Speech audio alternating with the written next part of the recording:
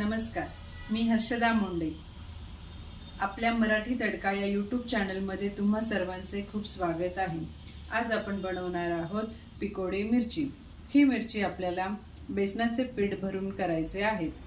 तर मग आज आपण बनवणार आहोत भरली मिरची।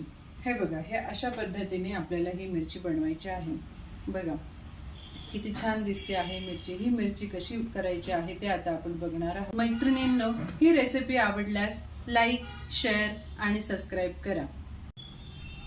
हे बघा, ह्या अशा मिरच्या आहेत। ह्या मिरच्या स्वच्छ पाण्याने धुवून घ्यायच्या। धुतल्यानंतर त्या सुरीने अशा मधोमध कापून घ्यायच्या। कापल्यानंतर त्यामधील जे काही बी आहे ते बी सर्व काढून टाकायचे आणि अशी मिरची तयार करून घ्यायची। अशाच प्रकारे सर्व मिरच्या छान कापून घ्यायच्या। या मिरच्यांमधले बी निघून गेल्यानंतर ते आपल्याला छान पद्धतीने भरता येतात। हे बघा, आता त्यासाठी आपल्याला एका बाउलमध्ये डाळीचे पीठ घ्यायचे, थोडे तांदळाचे पीठ टाकायचे, त्याच्यात चवीनुसार मीठ टाकायचे, तिखट टाकायचं, थोडासा काळा मसाला, हळद, जिरे, धणे पावडर आणि थोडा हिंग टाकायचा आणि थोडे शेंगदाणे तेल टाकायचे।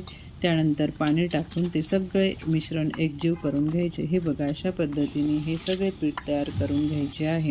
हे चांगले हलवून मौसूद असे करून घ्यायचे। त्यानंतर हातावरती ओवा घेऊन तो चांगला बारीक करून त्यात टाकायचा आणि हे सर्व मिश्रण असे एकजीव करून घ्यायचे। असेच केल्यानंतर त्यामध्ये आपल्याला हे तयार केलेले जे काही बेसनाचे सारण आहे ते सर्व त्या मिरच्यांमध्ये असे घट्ट असे भरून घ्यायचे आणि ती मिरची चांगली अशी दाबून घ्यायची।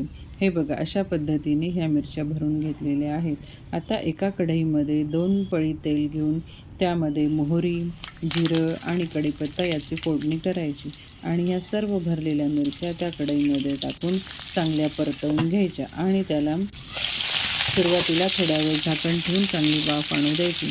मग राहिलेले ते पीठही त्यात टाकून तेही चांगले परतवून घ्यायचे। हे अशा पद्धतीने ह्या मिरच्या परतवून घ्यायच्या।